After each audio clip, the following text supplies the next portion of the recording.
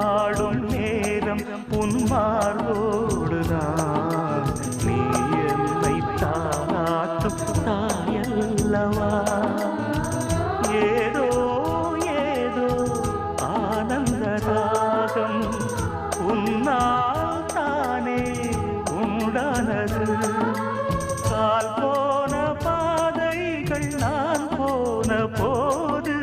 கை சேர்த்து நீதானே மெய் சேர்த்த மாது கேளடி